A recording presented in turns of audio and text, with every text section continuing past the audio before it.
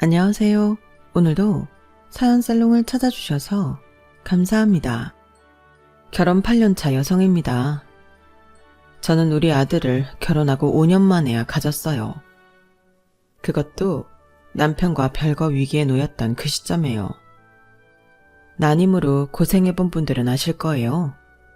남들 다 하는 걸 나만 못했을 때 좌절감을요.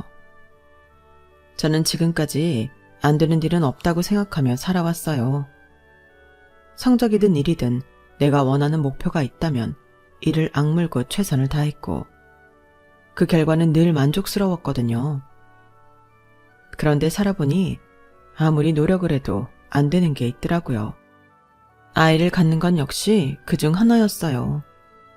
우리 부부 사이에 문제가 되는 건 아이가 생기지 않는다는 거 딱 하나뿐이었는데 시간이 지남에 따라 그 한 가지 문제가 견고하던 우리 부부의 믿음에 균열을 일으키더라고요. 결국엔 별거를 결심하게 될 정도로요.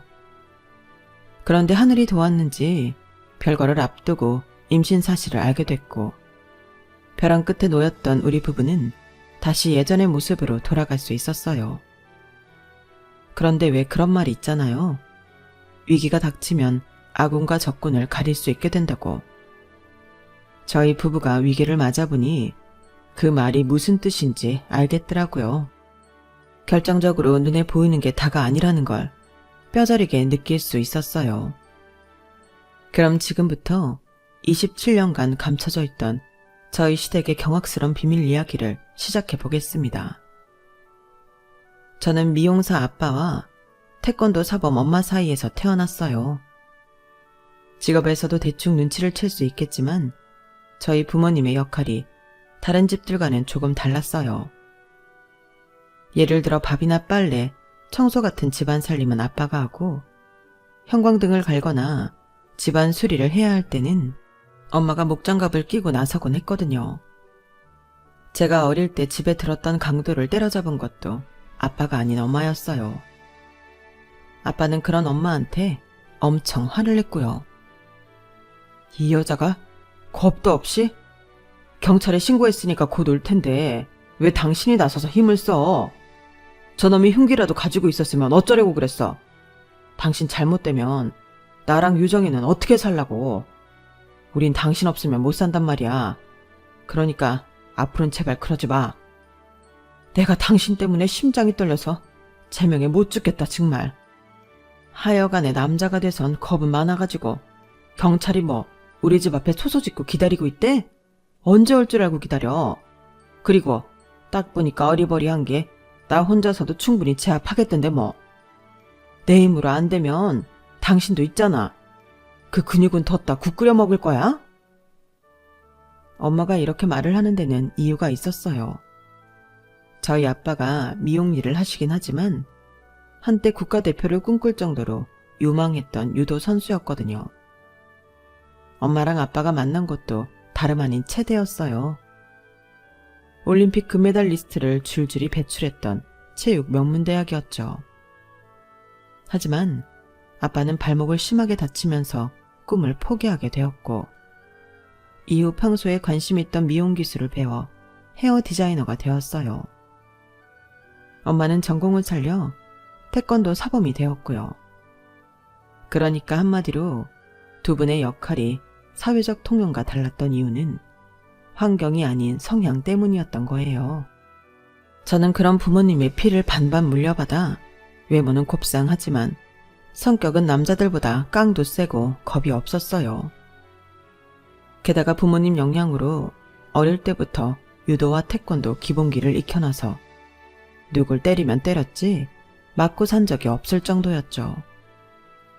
그래서 제 외모만 보고 섣불리 접근했던 남자들은 허튼 짓을 하려다가 된통 당하고 도망치듯 떠나곤 했어요.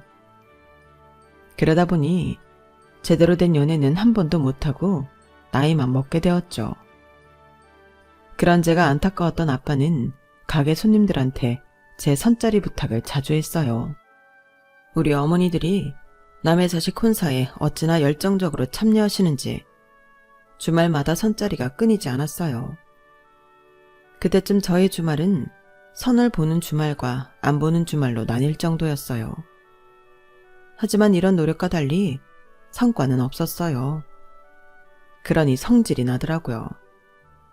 의미 없는 일에 시간과 노력을 투자해야 하니 주말마다 짜증이 났어요. 그러다 결국 빵 터져버렸죠. 더는 못해. 도대체 이게 뭐냐고. 지난달에도 그렇고 지지난달에도 그렇고 주말마다 선짜리 나가느라 쉬지도 못하잖아. 나 그만둘래. 그깟 결혼 안 해도 그만이야. 이 녀석이 넌 왜 그렇게 끈기가 없니? 세상은 넓고 남자는 많다지만 제대로 된 놈은 정말 극소수야. 일생에 한 번뿐인 결혼인데 조금이라도 나은 놈 찾아서 해야 할 거 아니야. 아빠가 엄선한 남자들이니까 짜증 그만 내고 준비해. 아빠는 우리 딸이 멋진 남자 만나 행복하게 살았으면 좋겠어. 내 소원은 그거 하나뿐이라고. 아빠는 마치 딸내미 짝 찾아주려는 목적으로 세상에 태어난 사람처럼 끈질기게 저를 선자리로 몰아붙였어요. 평소 유달리 사이가 좋았던 부녀지간이었지만 선자리 문제로 말다툼을 벌이는 날이 늘어갔고 그걸 곁에서 지켜보던 엄마가 하루는 결단을 내리셨어요. 지금 이 시간부터 우리 집에서 선자리 얘기 나오면 그게 누구든 가만 안 둬. 당신 이제 선자리 잡아오는 일 그만해. 애가 싫다는데 왜 그렇게 몰아세워? 그리고 유정이 너 앞으로 네 일은 네가 알아서 해. 다 큰 기집애가 지 힘으로 연애 한 번 못해서 아빠가 딸 자식 남편 깜짝하는 것까지 신경 쓰게 만들어? 암튼 난 경고했으니까 둘 다 알아서 해. 엄마의 중재 아닌 중재로 저는 선자리 지옥을 벗어나게 됐어요. 그런데 그렇게 노력할 때는 안 보이던 남편감이 정작 포기하고 나니까 눈에 띄지 뭐예요. 등잔 밑이 어둡다고 제가 다니던 회사 건물 안에서 말이에요. 그날은 야근을 마치고 지친 몸으로 퇴근을 하려던 참이었어요. 엘리베이터에 올랐더니 저처럼 야근을 마치고 퇴근하는 타 부서 남자 직원이 먼저 타 있더라고요. 한 2개 층을 내려갔을까요? 갑자기 엘리베이터가 멈춰버린 거예요. 사실 큰 걱정은 없었어요. 그저 피곤한 와중에 귀찮게 됐다고 생각했을 뿐이었죠. 아, 배고파 죽겠는데 하필 이럴 때 엘리베이터가 망가지냐? 저기요, 거기 비상 버튼 좀 눌러주세요. 볼멘 소리를 내뱉고는 문가에 서 있던 남자 직원한테 버튼을 눌러달라고 부탁을 했어요. 그런데 글쎄 이 남자가 꼼짝을 안 하지 뭐예요. 저기요, 내 말 안 들려요? 비상 벨 좀 눌러달라고요. 안 그래도 공복이라 짜증이 나는데 이번에도 남자는 못 들은 척 가만히 있는 거 있죠. 안 그래도 공복에 예민한데 상대가 반응이 없으니까 더 짜증이 났어요. 그래서 제가 문가로 갔는데 가만 보니까 이 남자 상태가 좀 이상하더라고요. 동공이 풀린 채로 얼굴이 사색이 돼서는 손까지 바들바들 떨더라고요. 호흡도 불안정하고요. 일단 비상벨을 누르고 경비실에 상황을 전했어요. 그리고는 남자를 안정시켰죠. 자리에 앉혀놓고 심호흡을 하게 했어요. 그 와중에 남자는 제 손을 꼭 잡고는 마치 어린아이처럼 겁먹은 얼굴로 제게 의지하더라고요. 다 큰 성인 남자가 고작 이런 일로 이럴 일인가 하는 생각도 들었지만 한편으로는 많이 안쓰럽더라고요. 혹시 트라우마 같은 게 있나 걱정이 됐거든요. 아니나 다를까 얘기를 들어보니 폐소공포증이 있더라고요. 엘리베이터에서 빠져나오기까지 걸린 시간은 고작 1시간 남짓이었지만 워낙 신경을 써서 그런지 못해도 3시간 이상은 지난 기분이었어요. 그리고 며칠 뒤 함께 엘리베이터에 갇혔던 남자가 저희 부서로 찾아왔어요. 그날은 경황이 없어서 제대로 감사 인사도 못했다며 선물을 사왔더라고요. 그런데 그게 가격대가 좀 있는 거라서 감사 선물로 받기에 부담이 됐어요. 그래서 제가 식사 대접을 하기로 했죠.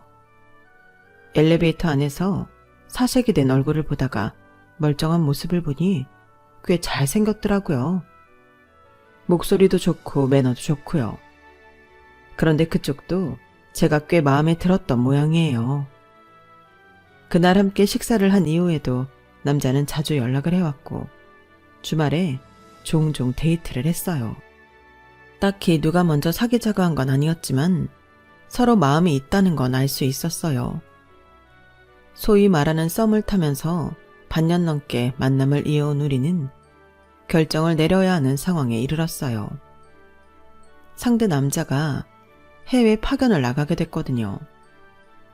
적어도 1, 2년은 못 보게 되는 상황이라서 장거리 연애를 시작하든 미묘한 관계를 정리하든 둘 중 하나를 택해야 했어요. 그리고 우리의 선택은 장거리 연애였어요. 만나온 시간보다 떨어져 지내는 시간이 더 길었지만 그래서인지 더 애틋함이 강해지더라고요. 그렇게 1년 8개월의 파견 근무를 마친 뒤 우리는 결혼을 하기로 했어요. 눈에서 멀어지면 마음에서도 멀어진다지만 우리는 오히려 그 반대 상황이었던지라 이런 사람이라면 평생을 함께 살아도 좋겠다는 생각이 들었거든요. 아빠는 예비 사익감을 만나는 자리에서 마치 회사 심층 면접을 보는 것처럼 취조에 가까운 질문을 하셨어요.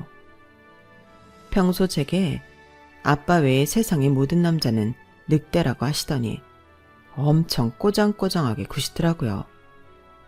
반면에 엄마는 제가 좋다고 하는 남자니까 믿는다고 하셨어요. 아빠의 곤조가 조금 있긴 했지만 그래도 저희 부모님께서는 제 남편을 반기는 분위기였어요. 그런데 예비시댁을 찾아간 저는 그와는 다른 대접을 받았지 뭐예요. 예비 시어머니는 사근사근 하시고 저를 따뜻하게 맞아주셨지만 예비 시아버지께서는 뭐가 그리 마음에 안 드시는지 시종일관 인상을 쓰시곤 못마땅한 표정을 지으시더라고요. 그렇다고 딱히 결혼을 반대하시지도 않으면서 말이죠. 아버님의 그런 태도는 상견례까지 이어졌어요. 딸 자식 가진 게 죄 지은 것도 아닌데 상견례장에서 식사를 하는 내내 저희 부모님을 불편하게 만드시더라고요. 결국 상견례를 마치고 집으로 돌아오는 차 안에서 저희 아빠의 불만이 터져 나왔어요. 아니, 우리가 뭐 자기한테 돈껏 쓰고 안 갚은 거 있어? 아니면 뭐 아들 가진 유세라도 떨겠다는 거야? 뭐야? 우거지성은 해가지고 뭐가 그리 못마땅한지 사람 앞에 대고 혀를 차고 말이야. 밥 먹는 내내 어찌나 사람 불편하게 하는지 내가 먹은 게 다 체한 것 같다니까. 누가 보면 아주 대단한 집안에서 선심 쓰듯 결혼시켜주는 줄 알겠어. 내가 진짜 사부인 아니었으면 당장이라도 상 업고 나오려고 했다고. 유정아, 꼭 이런 집에 시집을 가야겠어. 지금이라도 다시 생각해보면 어떨까? 아빠가 가슴이 너무 아파서 그래. 그걸 말이라고 해요. 결혼식을 코앞에 두고 그게 말이 되는 소리냐고요. 시아버지 인상이 좀 그렇긴 하지만 그래도 딱히 유정이를 못마땅해 하는 것 같지는 않았어요. 그리고 윤서방 보면 부모 자리가 그렇게 막대 먹은 것 같지도 않고요. 유정아, 너도 직장생활 해봐서 알겠지만 세상 사람이 모두 네 편은 아니야. 내 사람으로 만들고 못 만들고는 너한테 달려있는 거니까 살면서 네가 많이 노력해. 그럼 네 시아버지도 달라지시겠지. 말은 그렇게 했지만 엄마라고 왜 제 걱정이 안 됐겠어요. 딸 자식이 원하는 결혼이니 당신 불편하고 속상한 건 접어두고 제 생각만 하시며 참으신 거겠죠. 하지만 엄마의 이런 노력에도 불구하고 아버님은 얼마 뒤 혼수 문제로 또 한 번 저희 가족을 속상하게 만들었어요. 네? 소형차를 한 대 뽑아달라고요? 정연씨 차 바꾼 지 얼마 안 됐는데요. 누가 정연이 탈 차 해오라니? 그럼 누가 탈 차인가요? 혹시 아버님 차 바꾸고 싶으신 거예요? 내가 나이가 몇인데 소형차를 타겠니? 넌 좀 생각을 하고 말하는 버릇을 길러라. 네 시어머니 주려고 그런다.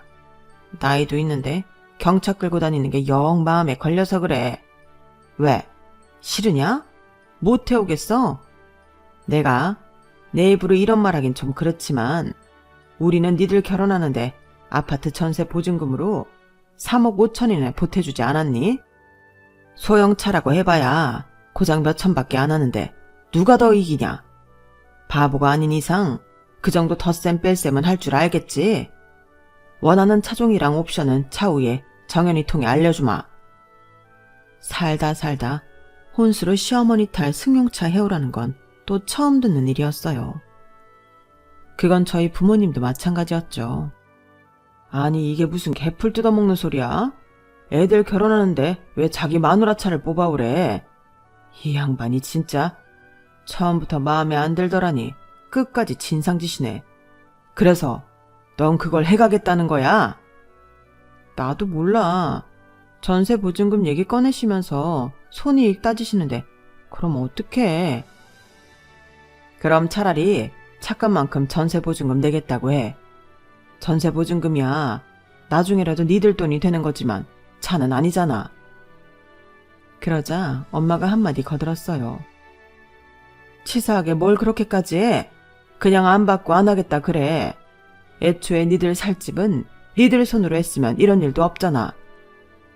굳이 아파트에서 시작할 생각 말고 니들 형편 따라 빌라든 뭐든 구해서 가면 되는 거야. 윤서방한테도 그렇게 말해.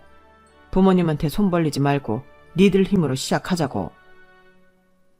하는 수 없이 엄마 말대로 얘랑한테 말을 전했더니 자기가 아버님을 설득해 보겠다고 그러더라고요. 사실 그때 얘랑을 말렸어야 했는데 번듯한 아파트에서 신혼생활을 시작하고 싶었던 욕심에 딱히 말리지는 않았어요. 그리곤 곧 그 일을 후회하게 되었죠.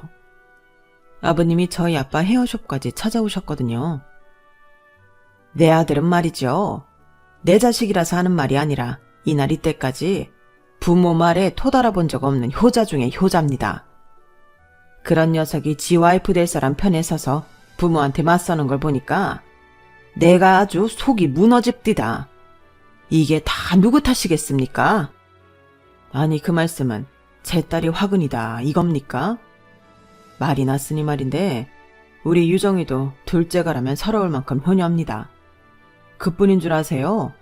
우리 애는 초, 중, 고, 대학까지 다니는 동안 담임 선생님들이랑 교수님들한테 예의 바르다는 말을 귀에 딱지가 않도록 듣던 애라고요. 그런 우리 딸이 예의에 어긋나는 행동을 했을 리도 없고 만약 내 딸의 행동이 거슬리셨다면 그건 사돈 잘못이 아닐까 생각합니다. 아니 뭐라고요? 하, 이 집 딸내미가 누굴 닮아 이 속에 밝고 여우 같은가 했더니 그게 다 사돈 양반을 닮아 그런 거구만요. 암튼 길게 얘기 안 합니다. 내가 오늘 이 자리에 온 거는 딴 게 아닙니다. 혼수로 차를 해오든 아니면 아파트 보증금을 포기하든 양자택일을 하라고 최후 통첩을 하러 온 거라고요. 아시겠어요? 네네 그러십시오. 누가 보면 사돈이 자식 혼사에 아파트라도 한 채 사주는 줄 알겠습니다. 보증금을 다 해주는 것도 아니고 얼마 보태주는 걸로 이렇게 생색을 내시니. 그런데요. 이제는 저희 쪽에서 그깟 전세보증금 거절할랍니다. 그러니 그렇게 아세요. 양가 아버님은 팽팽하게 맞서셨고 결국 우리는 부모님 도움 없이 우리 형편에 맞는 반전세 빌라에 신혼집을 차리게 되었어요. 그 와중에 양가 아버님들은 감정이 상할 대로 상해서 파혼 얘기까지 꺼내셨지만 저희 엄마가 중간에서 중재를 하신 덕분에 최악의 상황은 면할 수 있었어요. 이럴 거 애초에 엄마 말대로 우리 힘으로 시작하겠다고 했더라면 좋았을걸 후회가 되더라고요. 시끄럽게 시작된 결혼은 결혼 후에도 이어졌어요. 세아가, 너는 선물 고르는 안목이 누굴 닮아 이 모양이냐? 네 눈에는 네 시어머니가 꼬부랑 할머니로 보이니? 이렇게 촌스러운 스카프를 우리 집사람한테 두르라고 사온 거냔 말이다. 이런 걸 선물이라고 사올 거라면 다음부턴 차라리 현금으로 가져오거라. 아버지, 무슨 말씀을 그렇게 하세요? 유정이가 어머니한테 드리는 첫 선물이라고 얼마나 생각해서 산 건데요. 제가 저렴한 걸로 사라고 해도 굳이 백화점 명품관에 가서 산 거라고요. 그러자 아버님 표정이 살짝 변하더라고요. 그리고는 어머님을 한번 쓱 보시더니 그러시는 거예요. 딱히 마음에 들지는 않는다만 그래도 새아기가 생각해서 해온 선물이니 뭐 어쩌겠니. 여보, 이건 그냥 받아둡시다. 딱 봐도 명품이라는 말에 꼬리를 내리시는 것 같았어요. 우리 엄마한테는 평생 그렇게 비싼 스카프 한 장 사드린 적 없었는데 내가 괜한 짓을 했다 싶었죠.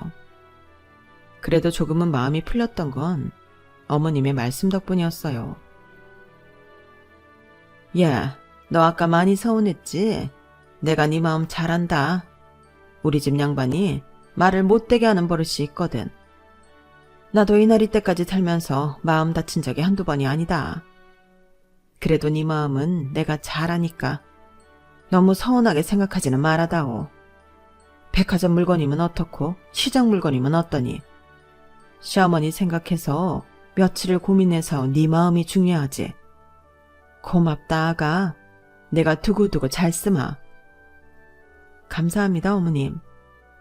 저는 아버님과 달리 늘 제 입장에서 생각해 주시고 혹여 마음 다치지 않을까 마음 써주시는 어머님 덕분에 그나마 시댁에서 주눅들지 않고 지낼 수 있었어요.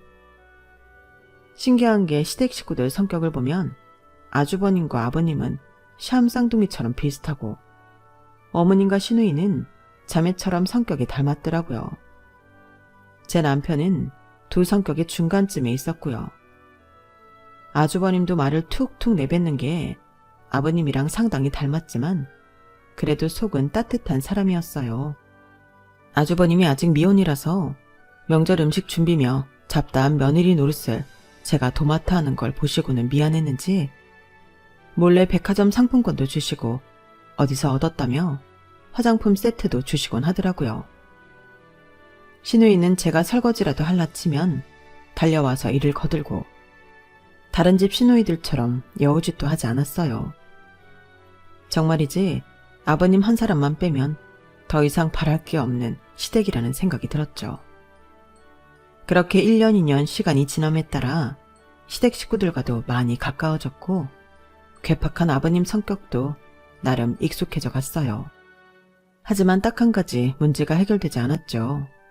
바로 아이였어요. 우리 부부 중 누구에게도 문제가 없었는데 이상하게 애가 안 생기지 뭐예요. 결혼하고 한 3년까지는 그래도 조금은 마음의 여유가 있었는데 4년 차에 들어서니 조바심이 나더라고요. 그 사이 시누이가 결혼해서 속도 위반으로 아들을 낳는 걸 보고는 더 속이 탔어요. 유독 애를 좋아하는 남편은 조카 사진을 휴대폰 바탕화면으로 할 정도로 조카 바보가 되었어요. 뭐든 예쁘고 좋은 것만 보면 조카한테 사줄 생각뿐이었죠. 그런 모습을 보니 왠지 제가 죄인이 된 것 같은 기분이 들어서 하루하루가 가시방석에 앉은 기분이었어요. 물론 남편은 조바심 낼 필요 없다며 저를 안심시키려 들었지만 그런다고 마음이 나아지지는 않았어요. 이전까지는 시아버지 때문에 시댁에 가는 게 껄끄럽긴 했어도 핑계를 대면서까지 안 가려고 길을 쓰지는 않았어요. 그런데 조카가 태어나고 집안 분위기가 조카한테 쏠리면서 덩달아 저희 부부의 난임에 초점이 맞춰지자 시댁에 가는 게 진저리치게 싫어지더라고요. 시댁에 가려고 하면 멀쩡하던 몸까지 아플 정도로요. 그렇게 몇 번을 아프다는 이유로 시댁 방문을 미루자 하루는 아버님이 시누이네 가족까지 이끌고 저희 집으로 오신 거예요. 명목상 문병이었지만 제가 보기엔 감시였어요. 이게 꾀병 부리는 게 아닌가 확인차 오신 게 분명했죠. 집에 못 올 정도로 아프다고 해서 와봤더니 내 보기엔 멀쩡하네. 아가, 너 정말 아프긴 한 거냐? 아니, 혈색도 그렇고 너무 멀쩡해 보이는 애가 매번 아프다고 본가의 남편만 떨렁 보내고 발길을 끄느니 혹시 중병이라도 앓고 있는 게 아닌가 걱정돼서 그런다. 회사 일로 피로가 쌓여서 몸살이 온 것 같아요. 큰 병은 아니니까 걱정 안 하셔도 돼요. 심력 끼쳐드려서 죄송합니다. 그래, 그런 거면 다행이구나. 네가 아프면 계획에 차질이 생기거든. 네? 계획이라뇨? 그게 무슨 말씀이세요? 나 참 어이가 없어서. 글쎄 저희 부부 여름 휴가 때 2살 배기 조카를 데리고 마카오로 호캉스를 다녀오라지 뭐예요. 시누이가 출산 이후 육아에 시달리느라 제대로 쉬지도 못했으니 모처럼 휴가를 주는 차원에서 애를 저희 부부 보고 보라는 거였죠. 아니 아버님, 저희가 어떻게 애를 봐요. 아직 2살밖에 안 된 어린애를요. 혹시 무슨 탈이라도 나면 어쩌라고요. 야, 니들이 1~2살 먹은 어린애니? 30이 넘은 성인들인데 그깟 어린애 하나를 못 봐? 네가 언제 애를 낳게 될지는 모르지만 이참에 육아 연습한다 생각하면 못할 게 또 뭐냐? 그리고 얘기 들어보니까 마카오에는 5성급 1류 호텔이 질비하다며. 그런 호텔에서 문제 생길 것 또 뭐냐? 아무튼 니들이 손윗사람으로서 이번에 제대로 역할 좀 해봐. 저는 끝까지 안 된다고 거절을 했지만 아버님은 귓등으로도 안 들으셨어요. 그런데 웃긴 건 제 남편이 한마디도 안 하고 가만히 있더란 거였죠. 내심 조카를 데리고 여행을 가고 싶어하는 눈치였어요. 당신 뭐야? 왜 아버님 앞에서 아무 말도 안 해? 설마 윤수 데리고 여행 가고 싶은 거야? 말해봐. 아니 꼭 못할 일은 아니잖아. 그리고 우리 윤수는 순해서 별 문제 없을 거야. 그리고 자기야, 내가 그동안 당신 속상할까봐 말은 못했는데 나도 내 친구놈들처럼 아들 데리고 목욕탕도 가고 캐치볼도 하고 목마 태워서 산책도 다니고 싶어. 당장은 어려우니까 조카 데리고 기분 좀 내는 것도 안 돼? 내가 부탁 좀 할게. 어? 기대에 찬 남편의 표정을 보니 마치 모든 원흉이 나인 것처럼 느껴지더라고요. 아이가 안 생기는 게 여자 탓만은 아닌데도 이상하게 스트레스는 저만 받는 것 같았어요. 당연히 거절할 수 있는 일인데도 제가 거절을 하면 자격지심 탓이라고 생각하는 것 같아서 바보같이 당하게 되곤 했거든요. 남편이 하도 간곡히 부탁을 하길래 일단 생각해보겠다고 했어요. 그리곤 모처럼 아빠 헤어샵에 가서 시댁 뒷담화를 깠죠. 시누이 아들을 데리고 여름 휴가를 다녀오라고 했다는 것까지 죄다 털어놓았더니 아빠가 자리를 박차고 일어나시는 거예요. 이놈의 인간이 또 지랄이네. 그래서 윤서방은 기어이 조카를 데리고 여행을 가겠대? 그러고 싶대. 자기도 아빠 노릇 좀 해보고 싶다고. 아빠, 이 여행 정말 가야 해? 솔직히 난 안 가고 싶은데 안 가겠다고 하면 괜히 애 못 갖는 주제에 자격지심 부린다고 할 것 같아서 망설여져. 특히 그이가 그렇게 원하니까 더 말 못하겠어. 어떡하지? 어떡하긴 뭘 어떡해. 절대 가면 안 되지. 자고로 남의 애 봐주고 좋은 소리 듣는 건 못 봤다. 지금이야 지들 편하자고 니들 부부한테 애 떠맡기겠지만 혹여 애가 넘어져서 상처라도 하나 나봐. 그땐 아주 죽일 듯이 니 탓을 해야 될걸? 그리고 그 어린 걸 남한테 맡기겠다는 생각을 하는 니네 신우도 참 그렇다. 엄마가 돼서는 자식을 남한테 맡기고 잠이 온대? 네가 말을 못하겠으면 아빠가 윤서방 불러서 단단히 얘기할게. 그리고 애 안 생기는 게 어떻게 네 탓이냐? 네가 동정녀 마리아도 아니고 무슨 수로 혼자 애를 만들어. 그러니까 괜한 걱정하지 말고 마음 편히 먹어. 여행 문제도 내가 윤서방이 알아듣게 잘 얘기할 테니까 신경 쓰지 말고. 그렇게 저는 골치 아픈 일을 아빠한테 떠넘기고 말았어요. 다시 그때로 돌아간다면 절대로 그러지 않았을 테지만요. 며칠 뒤 아빠의 호출을 받고 나갔던 남편은 술이 잔뜩 취해서 집에 돌아왔어요. 평소 아무리 술에 취해도 실수는 안 하는 남편이었지만 그날은 좀 다르더라고요. 현관에 들어서자마자 저를 보면서 그러는 거예요. 이젠 하다하다 내 동생애까지 시샘하냐? 네가 심부를 그따구로 쓰니까 하늘에서 우리한테 애를 안 주시는 거 아냐? 에휴, 됐다. 내가 너한테 무슨 말을 하겠냐. 왜? 이번에도 장인어른한테 쪼르륵 달려가서 다 잃을 거냐? 일러라 일러. 너만 아빠 있냐? 나도 아빠 있고 엄마도 있다고. 그리고는 저를 밀치고는 방으로 들어가 버렸어요. 도대체 아빠가 뭐라고 하셨길래 저 사람이 저러나 싶기도 했지만 일단은 남편이 했던 말에 더 신경이 쓰였어요. 평소에 나를 그런 식으로 보고 있었나 싶은 게 괜히 서운하고 밉더라고요. 다음날 아빠한테 전화해 어제 내 남편한테 뭐라고 했냐 물었지만 아빠는 별말 안 했다며 술 잘 마시고 좋게 헤어졌다고 하시는 거예요. 되려 무슨 일 있었냐고 되물으시더라고요.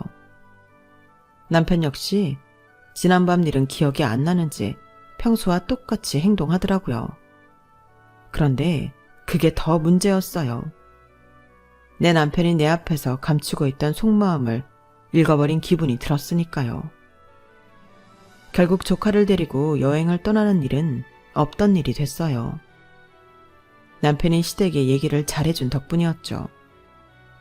그렇게 조카 문제는 잘 해결됐나 했는데 다음 달 카드 내역서를 보고는 그게 아니구나 싶더라고요. 글쎄 남편 카드로 항공권과 제주도 고급 호텔 숙박권이 결제됐더라고요. 신우이랑 어머님을 고급 호텔 팩으로 제주도 여행을 보내준 거였어요. 좋게 얘기 잘했다더니 돈으로 입마금을 했던 거였죠. 자그마치 380만 원을 들여서 말이죠. 그래놓고는 어차피 우리 부부가 마카오로 조카를 데리고 여행을 갔어도 그 정도는 썼을 거라며 대수롭지 않게 말했어요. 순간 가슴이 짜릿하더라고요. 내가 이 남자랑 평생 살 수 있을까 하는 의구심도 들었고요. 그때부터 마음속으로는 이혼을 고려한 별거를 생각했던 것 같아요.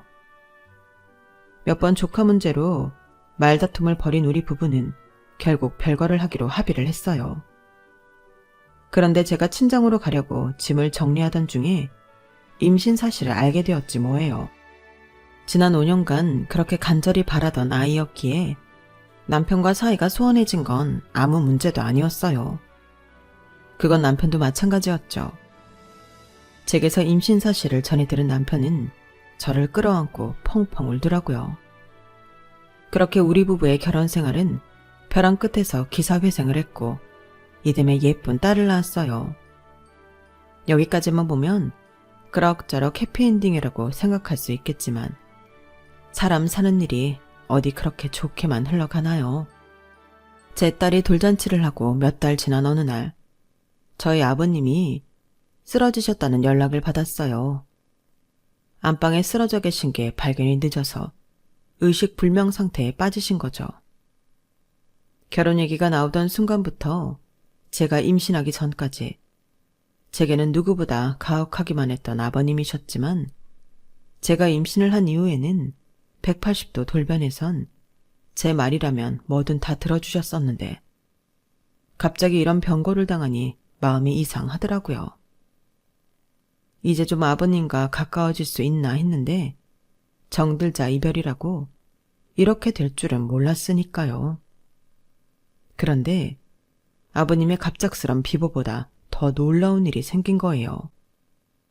아버님이 의식불명 상태가 되자 시어머니가 갑자기 돌변한 거였죠.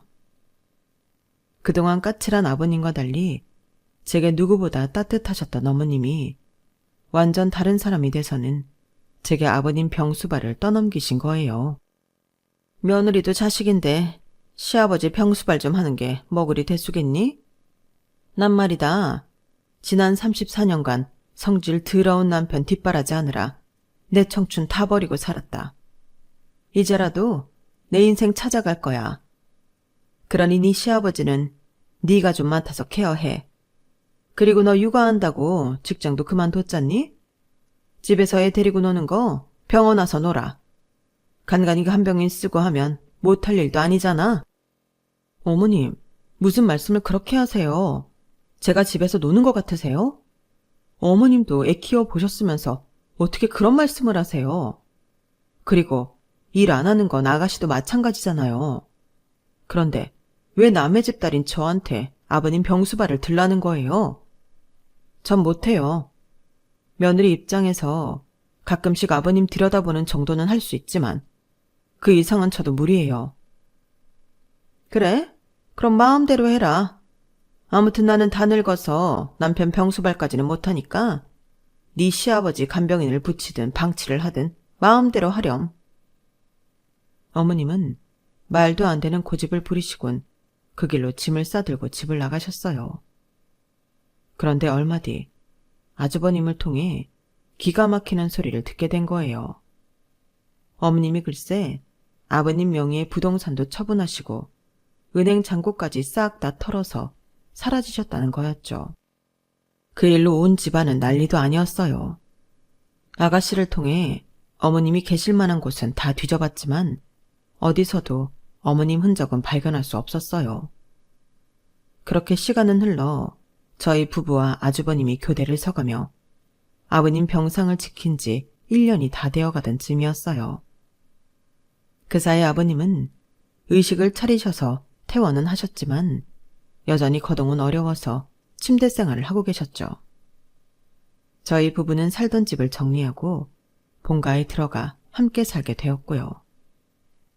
온 가족이 매달려 아버님 병수발을 하려면 그럴 수밖에 없었거든요. 어머님은 여전히 연락이 없고 아가씨는 아주 가끔 전화 연락을 하거나 몇 달에 한 번 잠깐 얼굴을 비추고 가는 게 다였어요. 집안 살림에 애까지 키우고 사니 그 점은 이해해 줄 수밖에 없었죠. 그러던 어느 날이었어요. 주말이라 온 가족이 집에 있었는데 점심시간이 조금 지나 손님이 찾아온 거예요. 40대 후반에서 50대 초반 정도로 보이는 남자였어요. 그 손님은 잔뜩 굳은 표정으로 저희 어머님을 찾더라고요. 그래서 누구시냐고 물었더니 명함을 한 장 내밀더라고요. 명함에는 식품 관련 업체 전무라고 적혀 있었어요. 이런 사람이 왜 우리 어머님을 찾을까 의아하던 그때 남자가 한숨 섞인 목소리로 말을 이어갔어요. 저희 아버님이 지난달에 작고하셨는데 이명순 씨께서 혼외자를 앞세워 유산분배를 요구하셨습니다. 본인의 딸인 윤아영 씨가 저희 아버지 딸이라면서요. 솔직히 저희 쪽에서는 받아들이기 힘든 상황이라서 이렇게 찾아왔습니다. 이명순 씨는 지금 어디 계십니까? 윤아영이라면 제 시누이 이름이었어요. 그러니까 시누이가 우리 아버님 자식이 아니라 어머님이 외도로 낳은 딸이란 얘긴데 너무 느닷없어서 그 자리에 앉아있던 저희 부부와 아주버님은 눈만 꿈뻑이고 있었죠.